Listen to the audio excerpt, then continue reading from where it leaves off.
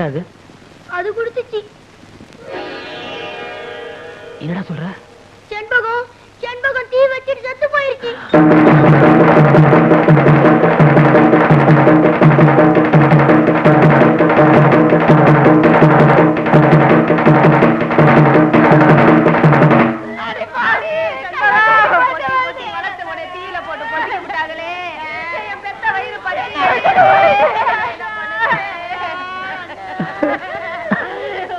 அந்த பாட்டுக்காரனை தான் நான் கட்டிக்க போறேன்னு அப்பவே சொல்லியிருந்தா, எனக்கு தெரிஞ்சிருந்தா, என்கிட்ட சொல்லியிருந்தா எப்படியாவது அவனுக்கே ஒண்ணு கட்டி வச்சிருப்பேனே.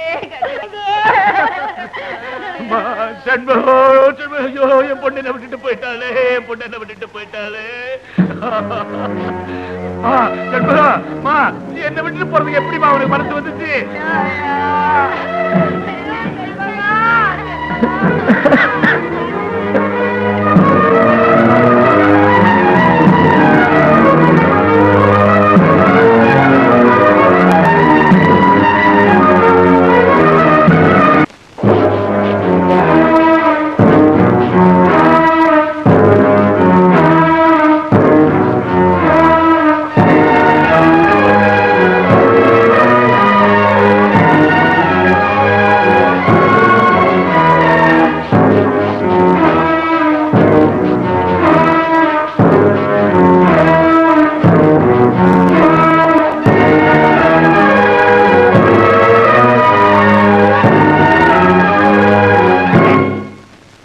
சொல்லியா, உன் பொண்ணு சாவுக்கு என் மயன்தான் காரணம் சொல்லு.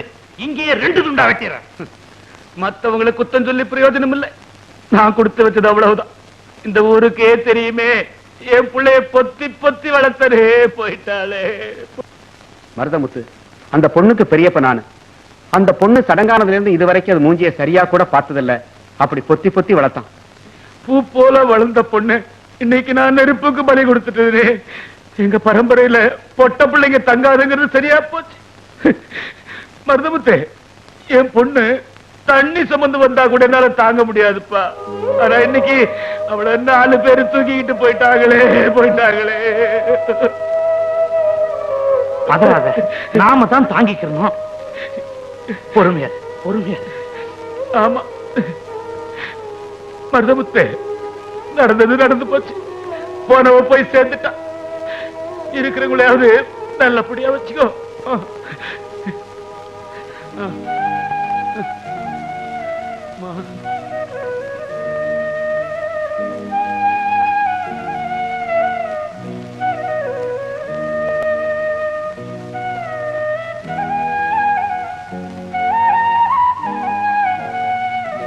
வாயா சாய வேட்டி, எங்க ரொம்ப நாளா உன்ன இந்த பக்கம் காணோம். ஏயா தினம் தானே வர்றதுக்கு நான் என்ன தபால் காரணா? ஓஹோ, இன்னைக்கு ரவைக்கு உன் வீட்டுல தங்கிட்டு காலையில தான் போக போறேன்.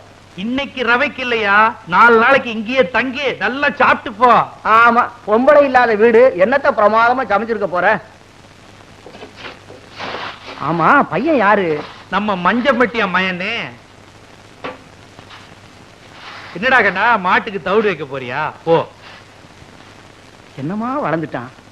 இவங்க ஆத்தா வயல்ல நாத்து நடும்போது பாடுவா பாருங்க, இன்னைக்கெல்லாம் கேட்டுக்கிட்டு இருக்கலாம். இவன் மட்டும் நான் குறைஞ்சவனா? இவன் பாட்டு தான் இந்த ஊருக்கே பொழுதுபோக்கு. இவன் பாட்டை கேட்ட உன் வீட்டையே மறந்துடுவேன். எங்க குலதெய்வம் சித்தம் பேரை வச்சேன். எவன் கூப்பிடுறான்? எங்க ஊரு பாட்டுக்காரன்றதே பேரா போச்சு. மருதமுத்து, இந்த பயலோட சாயலை பார்த்தா இவங்க அப்ப மஞ்சம்பட்டியானுடைய சாயல் அப்படியே இருக்குது. இவங்க அப்ப உன் குடும்பத்துக்கு எப்படியெல்லாம் உழைச்சான். அன்னைக்கு வயல்ல நடந்த சம்பவத்தை நினைச்சா இன்னைக்கு நடந்தது மாதிரியே இருக்குது.